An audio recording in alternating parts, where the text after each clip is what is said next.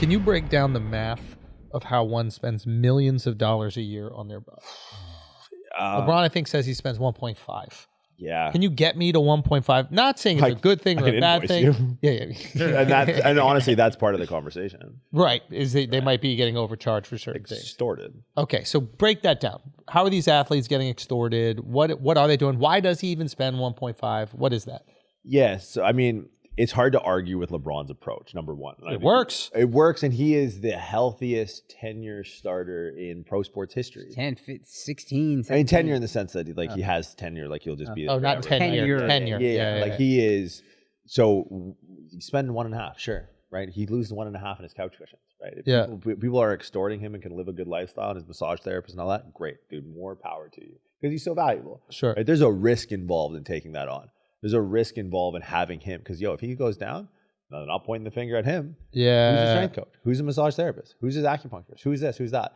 So people are, and he's really spearheaded. That number is circulated, and he's really spearheaded the initiative and kind of getting these guys thinking now about the investments. Like, if I spend 1.5 a year, what was his contract in LA? 137 million?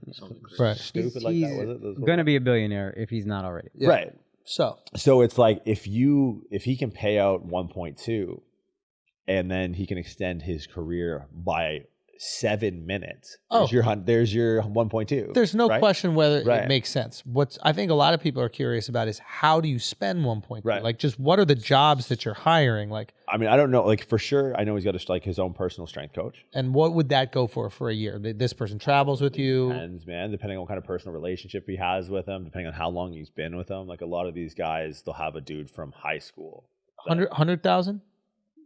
Honestly, 250,000. Man, if he's trying to write off shit from his taxes, he'll throw that guy some extra cash, right? Like if it's a write off, it's a business expense. So there's not a real price for it, limit. But it could be anything from low six figures to mid six figures. Well, I mean, think what you're asking for this guy to do, right? Yeah, like travel with you everywhere you go. Everywhere you go, you're his shadow, but you're also building his career, and you're going to be LeBron's guy. And the second you come out the other end of it, that's where you're writing a book. You're doing whatever you want. Yeah. So okay, so you have your strength and conditioning coach. They're going to have some massage therapists is almost a guarantee. So just a masseuse. This guy just massages you or this girl just massages you. Okay. Yeah. And those times, those ancillary services are usually like on a fly-in basis, I find. So they don't travel. Strength coaches, especially when you got a guy, like when you're someone's guy, especially at the NBA, where it's like the strength and conditioning culture isn't what it is in the NFL. Strength and conditioning coach is a position. That drives culture in NFL. NFL, That's a position where the teams are going to hire for 17 weeks. Like for the guys that I work with in the off season, for most of them, we're just going to exchange hands with the strength coach in that team. And then for that 17 weeks, they're there. I'll still consult just because you establish kind of a relationship as friends with these guys when you work with them in the off season. But so for a masseuse, that's usually a fly-in role. Like maybe once every 2 weeks, or hey, I'm going to be close, I'll fly you in. So then you got to pick up the expenses. Like, you're going to pay her probably on a salary when you go, I want you here. This is the whole concierge market. I'm paying so that your practice you have, all that shit stops when I need you. Need you go. Yeah. And they'll schedule it out, but like, I went down in the third quarter, that bat phone's going off. You got to know that like your office is closed the next day. And it's also possible a guy like LeBron could just have a 24/7 masseuse on call. Sure. Okay. At his point, like he's probably not. But if, lesser guys who are trying to emulate this model, I find the massage therapist is usually one that they're sourcing in a city, or they got someone they like and they fly in. How much you think just Deshaun Watson paid for a massage coach? Son, if you paying 6 figures, I'm getting the ancillary service you talking about. He's about to pay a lot, bro. Yeah. I'll tell you that much. Okay. So we've got strength coach, massage therapist, physical therapist or chiropractor, probably another ancillary service. They probably stick with the team. Nutritionist is probably going to be where they spend a decent amount of coin. Personal chef, and that's usually going to be one thing. Okay, nutritionist and personal chef, one thing. Usually, okay. It can't be two, and they just coincide as a unit. Like that's going to be something where they're running blood work. They're kind of seeing where your deficiencies are. Oh shit! Like okay, optimization. We're talking $6 million man here, $137 million man, right? So it's like they're going all in, and that becomes a logistical expense. You need to get his food sourced, cooked, prepped, ready in his face when he's got to be somewhere. Yeah. Right. So that's like, those are the big ones that oftentimes that they'll hit. What about chiro, physical therapist? Oftentimes sourced by the team, depending on what the player's viewpoint is around those services, they might have their own guy. And I think this is where the tab gets expensive, is by having so many people so many cooks in the kitchen that don't have crossover. They don't have crossover. Right? Whereas like somebody hires you, Right. you are strength and conditioning. You are chiro. You are nutritionist. For some guys, yeah, I'll take over the nutrition as well. I work with a guy. Masseuse. It kind of falls in the manual therapy. Stop biting your bottom lip, please. It kind of falls in the manual therapy thing. But yeah, so it's like, and here's the thing, and this is kind of like when I speak with prospective athletes about like working into a season, you can be 70%. Like say LeBron's guys are 100% the best in the world, the best strength coach, the best chiro, the best masseuse, the best nutritionist, the best chef, whatever.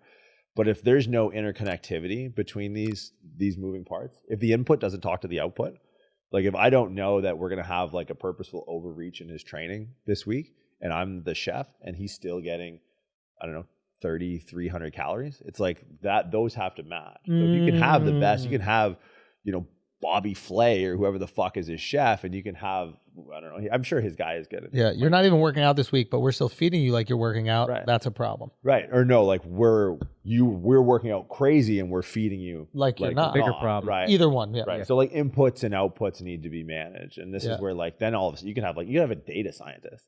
Right? You could have a data scientist on staff like, hey, we're going to monitor your GPS. We're going to hook you up while you play, which is a really common practice. Yeah. Like how many miles did you run this game?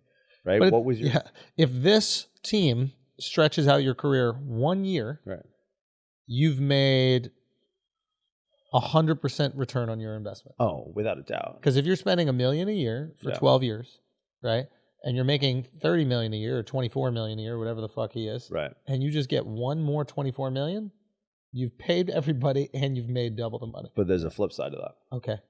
What if you get hurt? Well, the idea contract is guaranteed in the NBA though, so. Yeah, but this is a really interesting conversation that's really topical right now because are you guys familiar with Juwan James? No. Juwan James plays for the Denver Broncos. Now he's out $10 million because he's tore his Achilles in a non-authorized facility. Which is that's kind of what I do, right? Like I work with guys and it's like I don't work for an NFL team. Yeah. But I work in the off season. It's like they're your property of a team. They have your rights and they can trade you and all that shit. But you're not getting paid. Yeah. You get paid once you flip the coin, now you're starting to get paid. Yeah. Right? So it's like once you report to camp or you go to OTAs, they're going to start throwing you some scratch. But that's a you problem. So it's like you got athletes that are trying to train in the off season to improve their skill, improve their craft, to vie for a new position, to put up better numbers, to get bigger contract. They want to have someone, procure this for them and take care of this for them. They know like, I'm good at catching the ball. I'm good at running the ball. I'm good at tackling guys. I'm not a strength and conditioning coach. I'm going to hire one. And now all of a sudden you hire this dude and accidents happen. We know that. And hopefully it wasn't any sort of malice or ignorance that led to that injury. But you got a guy right now that's not going to make 10. Like, there was an internal memo that went out. I got my hands on it last week through the Players Association warning players like, look, you're going to assume this risk. And Juwan's probably going to be out $10 million next year because they're not going to pay for him because he was injured and not training in their facility.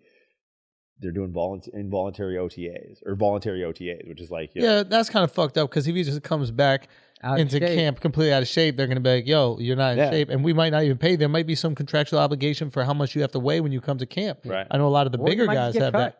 Or you might just get cut. Right. So, okay, if you don't work out in our shit, then you don't work out in our shit and you get injured, we're not going to pay you. Right. If you come here and you're not on weight, we're not going to pay you. There's a lot of caveats to not get paid. And this is where European sports do it right, like soccer primarily. Yeah. Like they just own raw material from distribution. It's like you're some kid from Ivory Coast that shows promise at the age of 7. It's like, yo, you come with us. Yeah. Where those two entities right now are separate. Like, we have HOA, but HOA isn't a football team. Yeah. Right. But we can take kids from high school and bring them into combine, take them through the combine, through college, into the league. Yeah. But it's almost like this changing of hands where in Europe, they're like, no. This is FC Barcelona. This is FC Barcelona when you're 6. This is FC Barcelona when you're 20 and you're making, this is our investment. We're seeding this investment by putting you through school. We have a school here, go to school, but also recess is soccer. Yeah. Right. So that's kind of the thing with the States. And it's no different than what was going on in the UFC. You guys were talking about this a few weeks ago. It's like, what do the fighters that fill up the cards that aren't good self-promoters what is their tax on those who are? Right. Right. And it becomes a numbers game. Yep. And dude, every owner in the NFL is just playing that numbers game. Yeah. Right. It's like because you got these kids going into the draft every year, pushing 40 times lower, pushing 220 benches higher, pushing broad jumps further, verticals higher.